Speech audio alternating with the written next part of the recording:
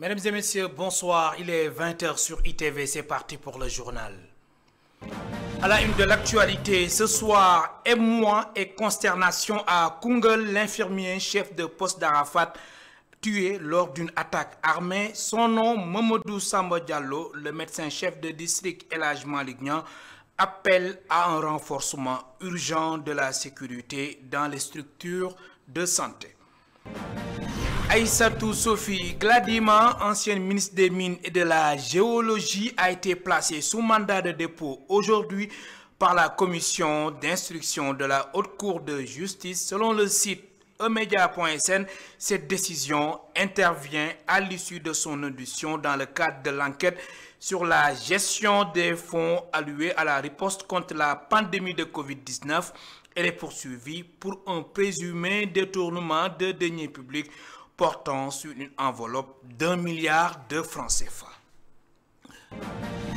Suspension des ventes d'oignons et de pommes de terre des agrobusiness. La décision émane de la Direction générale de l'Agence de régulation des marchés. L'ARM a demandé à ces derniers de suspendre leurs ventes du 22 mai au 15 juin 2025 afin de favoriser les petits producteurs. Ouf de soulagement chez les distributeurs locaux, à suivre le reportage de Khadija Nadjouf.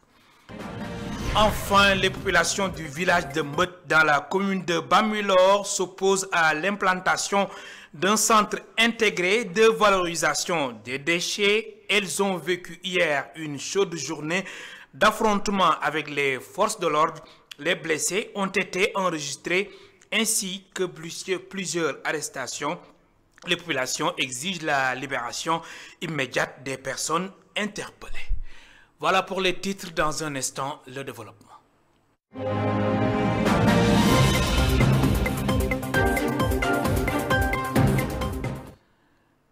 Drame à la Corniche Ouest, un étudiant a perdu la vie par noyade. Les faits se sont déroulés cet après-midi vers 18 h selon des témoins présents sur les lieux alertés. Les sapeurs-pompiers se sont rapidement déployés sur place. Ils ont réussi à repêcher le corps sans vie de la victime qui aurait été aussitôt acheminé à l'hôpital Idriss Pouye de Grand Yoff, ex-CTO.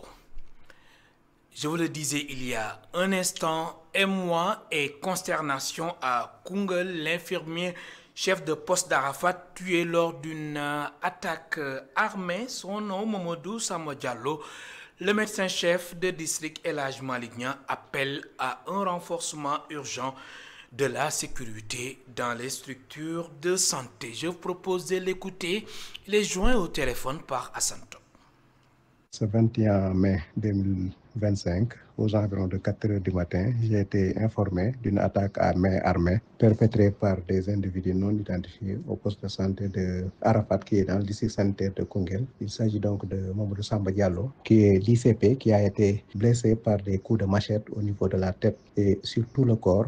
Le corps est actuellement à la morgue du centre de santé de Koungheul. Il était vraiment un infirmier modèle, travailleur, un homme d'une dimension exceptionnelle. Nous réclamons plus de sécurité dans nos lieux de travail, surtout pendant cette période de veille de la Tabaski. Nous demandons également que ces malfaiteurs soient traqués et punis. Nous présentons en tout cas toutes nos condoléances les plus attristées à la famille, mais également à la famille médicale. Que son âme repose en paix. Aïssatou Sophie Gladima, ancienne ministre des Mines et de la Géologie, a été placée sous mandat de dépôt aujourd'hui par la commission d'instruction de la Haute Cour de justice. Selon le site emedia.sn, cette décision intervient à l'issue de son édition dans le cadre de l'enquête sur la gestion des fonds alloués à la riposte contre la pandémie de Covid-19. Elle est poursuivie pour un présumé détournement de deniers publics portant sur une enveloppe d'1 milliard de francs CFA. À Ziguinchor, des ex-détenus dénoncent une indemnisation partielle sur 126 recensés. Seuls 32 ont reçu l'aide. Pourtant, une enveloppe de 5 milliards de francs CFA avait été décaissée Dans le cadre du processus de réparation, les victimes interpellent les autorités. Je vous propose de suivre la réaction de la Cissé, porte-parole du jour. Il est interrogé par notre correspondant permanent à Ziguinchor, Assamba. Nous avons décidé de faire face à la presse parce qu'il y a une situation actuellement à Ziguinchor qui tracasse tous les détenus de Ziguinchor. Parce que notre président de la République, M. Bassirou Diomaye Diakhar Faye, et son premier ministre, Ousmane Sonko, avait dit que je vais donner des aides pour les détenus et les gens qui ont perdu leurs parents. Une aide de 500 000. Maintenant, on a trouvé que la situation qu'ils ont dit avoir aidé aux détenus ne passe pas correctement. Parce qu'à Ziguinchor, ce qu'on a recensé, nous sommes au niveau de Ziguinchor, nous faisons 126 détenus, 32 au reçu. L'écart qui se trouve entre les 32 qui ont reçu et les autres qui n'ont pas reçu, on entre maintenant au niveau du 4e mois. Nous trouvons ça inadmissible. Et nous voulons savoir quel est le véritable problème. Et nous interpellons directement Madame la ministre. Nous voulons, la fois dernière je l'ai dit, nous voulons qu'elle fasse une communiqué pour nous éclaircir sur ce point. Et moi-même, j'avais écrit nos représentants, soi-disant nos porte-parole au niveau de l'Assemblée nationale. Monsieur Guy Marius Sagna, moi-même je l'ai interpellé. J'ai interpellé Mme Oulimatou Sidibé. Guy n'a qu'à comprendre qu'il est le député de Ziguinchor. Certes, c'est un député du Sénégal, il représente tout le Sénégal, mais d'abord, c'est Ziguinchor qu'il a eu. Guy n'a qu'à comprendre cela. Nous lui disons que nous ne sommes pas contents auprès de lui. Guy, prends tes responsabilités et donnez-nous des éclaircissements par rapport à ce qui se trouve actuellement à Ziguinchor. On est à 2 semaines de la Tabaski. Et les gens nous voulons récupérer pour essayer d'aider nos parents sur ces aides. Guy n'a pas trahi Ziguinchor, mais Guy ne répond pas aux attentes de Ziguinchor. Par exemple, je pourrais dire aux attentes des détenus. Pendant ce temps, les populations du village de Meut dans la commune de Bambilor s'opposent à l'implantation d'un centre intégré de valorisation des déchets. Elles ont vécu hier une chaude journée d'affrontement avec les forces de l'ordre. Des blessés ont été enregistrés ainsi que plusieurs arrestations. Les populations exigent la libération immédiate des personnes interpellées. Voici Kairé Bassissoko, habitant de Meut, au micro de Babacar Seck. Nous sommes réveillés avec un désarroi total. Nous sommes complètement indignés parce que nous nous réveillons avec la peur. Les gendarmes viennent, les gens-là, ils viennent, ils nous envahissent. Ils nous envahissent, ils entrent dans les maisons. Ils nous trouvent dans nos salles, dans nos maisons, partout dans les maisons pour extraire les gens et les menacer, les torturer, les amener en prison. Et véritablement, nous ne sommes pas en sécurité et nous sommes en train de défendre un droit. Nous sommes en train de défendre un droit. Oui. Le truc qu'on veut nous apporter ici, on n'en veut pas. On l'a dit clairement à travers tous les médias. Son plus mbebes. Et ce mbebes-là, nous n'en voulons pas du tout. Nous avons dit à qui veut l'entendre que nous n'en voulons pas. Nous sommes des citoyens. Nous sommes des citoyens. On n'est pas là pour nous battre. On n'est pas là pour faire quoi que ce soit. Nous avons dit tout simplement, très clairement, que nous n'en voulons pas. Que c'est un impératif qu'on libère les enfants qui sont retenus. Qu'on les libère. On les a extraits de leur maison. Ils n'ont absolument rien fait. Ils sont en train de défendre un droit. Nous disons de leur maison, de leur salle. Mes enfants en font partie, moi. On les a extraits de la maison. Ils étaient dans la maison, dans leur salle, en train de suivre leur télévision. On les extrait de leur maison pour les amener à la brigade. En vertu de quoi? Je vous le disais dans les titres, suspension des ventes d'oignons et de pommes de terre des agrobusiness. La décision émane de la Direction générale de l'Agence de régulation des marchés. L'ARM a demandé à ces derniers de suspendre leur vente du 22 mai au 15 juin 2025 afin de favoriser les petits producteurs.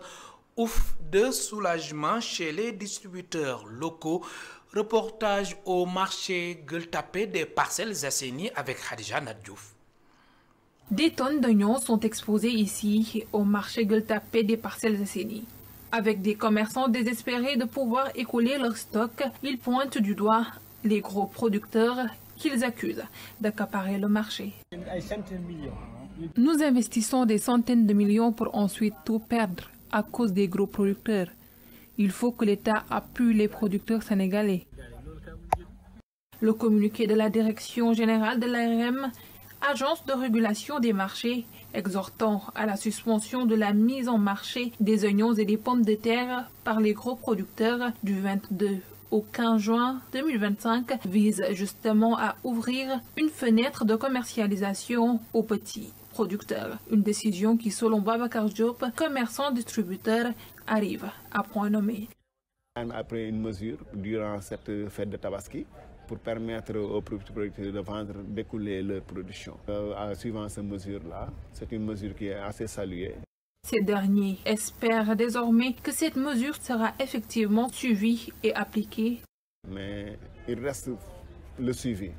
Parce qu'arrêter les agriculteurs par un arrêté comme ça et ne pas avoir de suivi, ça n'aura pas d'impact vraiment sur le produit, surtout avec l'oignon. Laisser le marché aux petits producteurs ne risque-t-il pas d'entraîner une flambée des prix de l'oignon au marché Gueule-Tapée? Les commerçants distributeurs se veulent rassurants. Ils affirment que cela n'aura en aucun cas d'impact sur le prix actuel. L'université Gaston Berger de Saint-Louis accueille des chercheurs venus du monde entier pour échanger sur des préoccupations relatives à la cellule familiale et aux difficultés auxquelles elle fait face. L'objectif de ce colloque est d'aider les décideurs publics à se doter de documents pouvant aider à l'élaboration de bonnes pratiques pour les pays africains. N'est-ce pas, Momar Alisnia? L'interlaboratoire en sciences sociales sur les sociétés africaines de l'Université Gaston Berger de Saint-Louis organise un colloque international qui réunit plusieurs chercheurs, professionnels du développement et des étudiants autour des enjeux cruciaux liés aux dynamiques familiales, au travail, aux migrations et aux politiques publiques en Afrique de l'Ouest. Ces trois laboratoires-là créent un certain nombre d'activités pour la formation des étudiants, pour la recherche. Ce colloque en est un qui est très important parce que c'est sur les dynamiques familiales, migratoires et professionnelles. Nous savons tous qu'aujourd'hui nos familles se transforment. Aujourd'hui, et puis en fait il y a une pression sociale qui s'exerce sur les familles, sur les enfants. D'ailleurs c'est ce que vous disiez tout à l'heure en demandant pourquoi les parents soutiennent les enfants. Parce que c'est la pression sociale, parce qu'aujourd'hui au Sénégal la notion de tekki est très importante. Ce qui fait que tekki, ça veut dire réussir, socialement, économiquement, avoir de l'intérêt pour sa famille et pour la société. Ce qui fait que cette idéologie-là s'impose à nous. Ce colloque propose des analyses approfondies des transformations sociales en Afrique à travers différents axes et tout ceci pour les mettre à la disposition des décideurs des politiques publiques. C'est-à-dire que la famille change aujourd'hui et c'est au cœur de cette cellule de société initiale que tous ces changements s'opèrent, autant sur les mobilités, autant sur le travail, et que si on veut des politiques publiques durables, si on veut des politiques publiques inclusives, si on veut des politiques publiques qui permettent aujourd'hui de prendre en compte le changement de l'Afrique, mais aussi ses transformations, il faut réfléchir toutes ces sphères en symbiose, en synergie, de manière à considérer ces interrelations. Venus du Sénégal et de plusieurs autres pays, ces experts se penchent donc durant 3 jours sur la cellule familiale, comment l'améliorer pour le bien-être de tous dans les sociétés africaines. À Saint-Louis, des universitaires de plusieurs pays d'Afrique séjournent actuellement dans la capitale du Nord où ils participent à un colloque sur l'importance de la recherche en milieu universitaire. Écoutons respectivement le professeur Ngala Djité, directeur de l'école doctorale des sciences de l'UGB, et le professeur Amidou Dat, directeur de la recherche et de l'innovation. Ils sont au micro de Momar Alisnian et Mokhtar Seck. La science est considérée comme un moteur même pour accélérer l'économie. Et donc les autorités actuelles l'ont compris. Et si vous voyez bien, toutes les actions qui sont en train d'être menées, c'est des actions qui accompagnent ça, qui vont dans le sens de la valorisation de la recherche. Avant, il y avait beaucoup de recherches sur le plan fondamental. Et que cette recherche-là, en général, c'était des recherches menées par des enseignants-chercheurs, mais de façon individuelle. Mais aujourd'hui, l'État est en train d'organiser la recherche et de faire de sorte que la recherche soit visible. Et visible dans tous les secteurs. Ce que nous avons vu ici, vraiment, nous encourage. parce que la recherche et l'innovation actuellement est en marche dans la vision Sénégal 2050. Vous le savez, les nouvelles autorités accordent beaucoup d'importance. Ils en font une priorité. Et ce n'est pas pour rien que dans l'agenda national de transformation, que la recherche et l'innovation a été inscrite dans l'axe numéro 4, qui est l'économie prospère et l'économie compétitive. Ça veut dire que la vision des nouvelles autorités, son Excellence le Président de la République, Bassirou Diomaye Faye, et le Premier ministre Ousmane Sonko, c'est d'arriver à une recherche et innovation qui soit un véritable levier de croissance économique. Je crois que ce colloque s'inscrit bien dans ce cadre, parce que ce colloque effectivement réunit des chercheurs de ce centre d'excellence, des chercheurs de l'école doctorale et des doctorants pour aborder des thématiques d'actualité, des thématiques extrêmement importantes. L'Agence nationale de la statistique et de la démographie se dit préoccupée par l'accès aux données qui reste encore un défi. L'ANSD travaille à lever ces obstacles à travers un nouveau dispositif, c'est-à-dire le visa statistique, une initiative saluée par les enseignants-chercheurs. Explication, Elisabeth Grastin.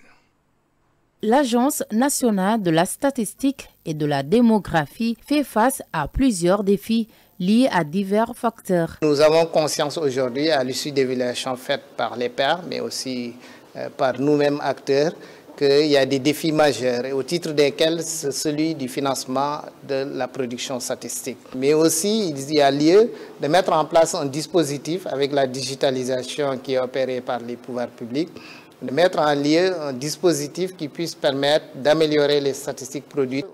Notre défi, c'est celui de la coordination statistique. Aujourd'hui, l'ANSD coordonne le système composé d'à peu près 150 structures. C'est assez lourd et ça n'offre pas toute l'efficacité souhaitée. Un visa statistique a été mis en place pour encadrer les enquêtes menées par les services de l'État. Le directeur général en précise les objectifs. Oui, le visa statistique a été institué à travers la modification de la loi de 2004 en 2012. Et son objectif est d'améliorer la qualité de la production statistique réalisée, notamment au niveau sectoriel. Et ce visa correspond à quoi, consiste à quoi? À une autorisation préalable qui est sollicitée, requise et donc fournie par l'ANSD et le dispositif mis en place afin de s'assurer que la qualité, les objectifs d'abord de l'enquête ou de l'étude puissent correspondre à des objectifs nationaux. Cette initiative qui vise à renforcer les capacités des utilisateurs de données a été saluée par les enseignants-chercheurs. Elle permet notamment de lever de nombreux obstacles à l'accès aux données. Parce que c'est une initiative qui est structurante, c'est une initiative qui est stratégique dans la mesure où, en tant que chercheurs, le plus souvent, nous sommes confrontés à des obstacles concernant l'accès aux données. Donc, je remercie à nouveau le directeur général de nous avoir associés, mais aussi ça sera l'opportunité pour nous de mettre fin à cette asymétrie d'information parce qu'il n'y avait pas une information plus ou moins accessible concernant les plateformes, concernant les sites de recherche, surtout pour nos étudiants. Pour rappel, cet atelier s'inscrit dans le cadre du projet d'harmonisation et d'amélioration des statistiques en Afrique de l'Ouest et du Centre, FASAOC. L'ANSD annonce une série d'ateliers de renforcement des capacités dans plusieurs secteurs. Sécurité routière dans cette édition, l'ANASER lance une vaste campagne de sensibilisation à l'approche de la Tabaski et du pèlerinage marial de Popenguine. L'événement s'est déroulé à la gare routière du Beau Maraîcher de Pikine. Plus de précisions, écoutons Atoumane Sy, il est directeur général de l'Agence nationale de la sécurité routière, ANASER. Ses propos sont recueillis par Mamadou Lamine Fati et Cheikh Maguette Mbaye.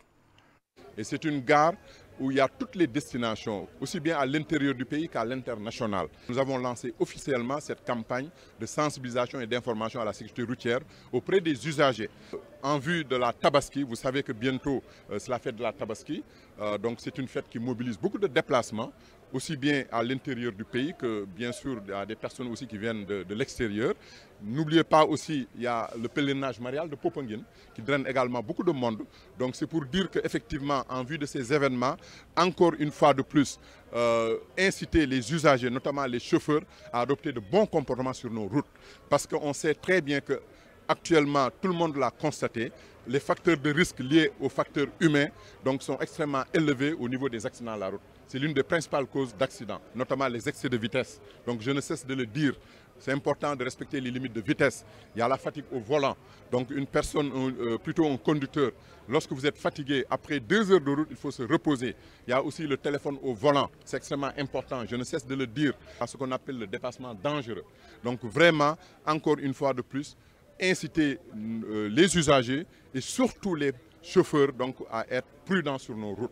Il y aura énormément d'activités qui vont être menées, donc en collaboration, encore une fois de plus, surtout avec les contrôles mixtes, les forces de défense et de sécurité. Voyage nocturne, ça c'est un règlement. Bon, là certainement je ne peux pas y revenir, parce que vous savez quand on prend des règlements pour mentionner qu'effectivement à partir de 23 h à 5 h du matin, donc notamment les véhicules qui sont affrétés au transport de voyageurs ne doivent pas circuler. Ça, je pense que l'objectif, c'est essayer de freiner quand même les accidents à la route, parce que nous avons pu constater la plupart des accidents surviennent la nuit.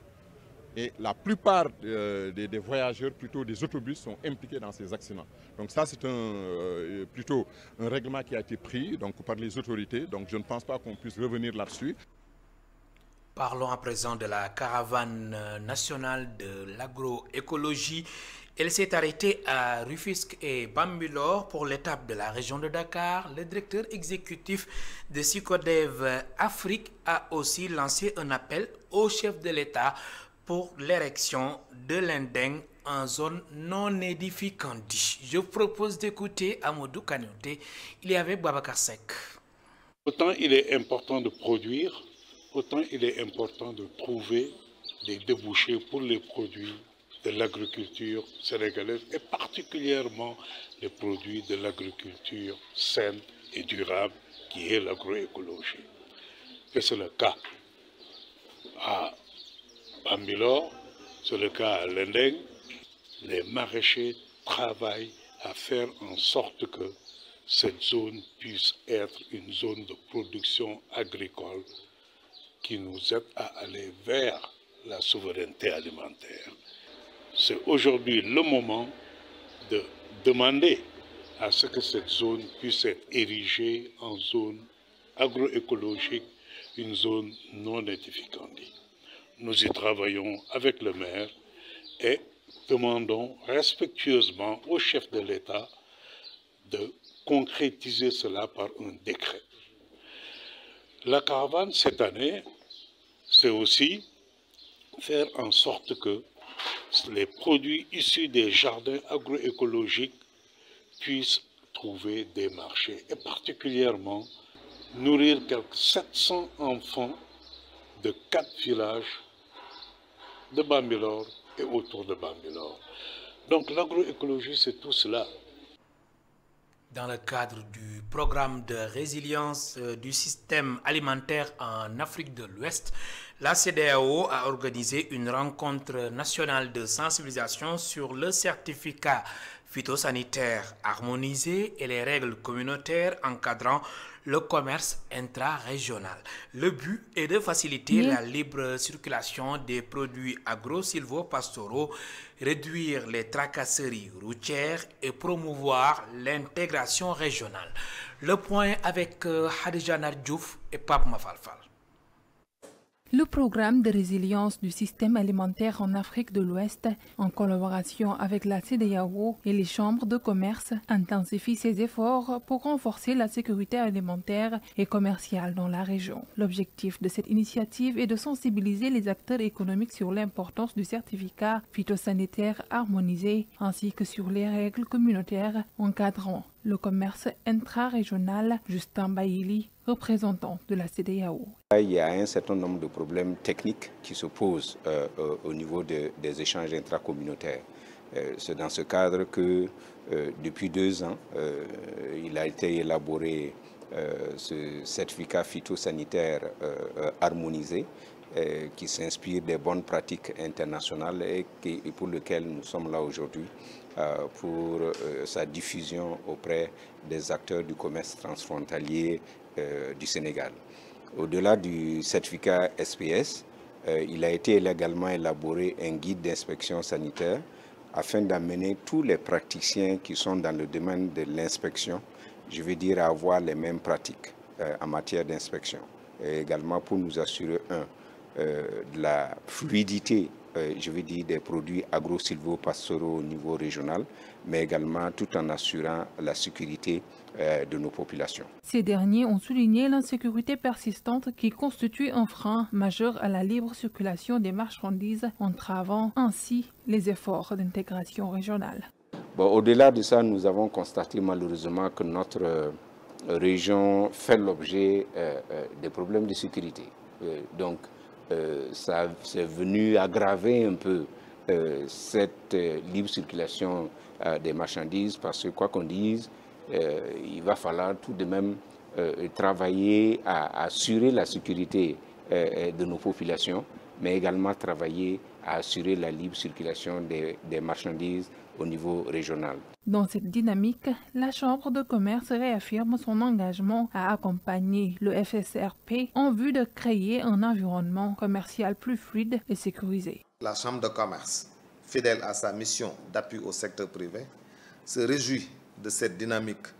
Elle reste engagée à promouvoir toute action contribuant à lever les obstacles non tarifaires au commerce, à renforcer la traçabilité des produits et à construire un environnement commercial fluide et sécurisé. Pour atteindre ces objectifs, le FSRP, en partenariat avec la CEDEAO, s'engage à favoriser la libéralisation des échanges, notamment par la suppression des obstacles à la libre circulation des personnes, des biens, des services et des capitaux entre les États membres.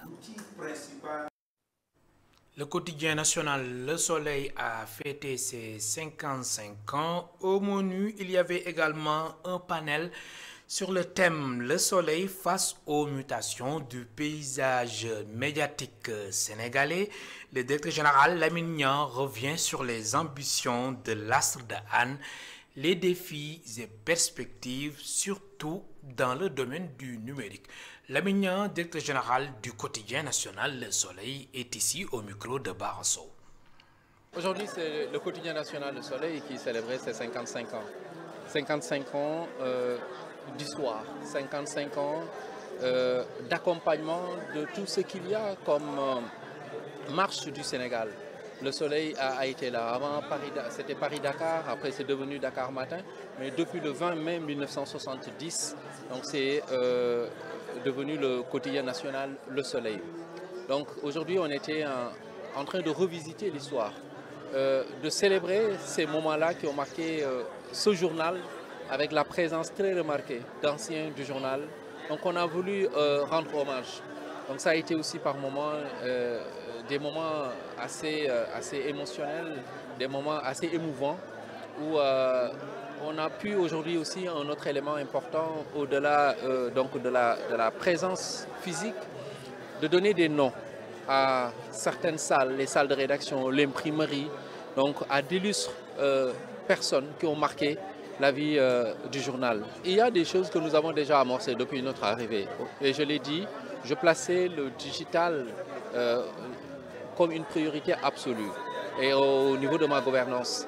Et on l'a vu avec la refonte du site internet. Aujourd'hui, les gens peuvent acheter le journal, nos lecteurs, ils peuvent acheter le journal en ligne. Donc à partir de minuit, le journal est disponible, c'est-à-dire bien avant même la version print du lendemain.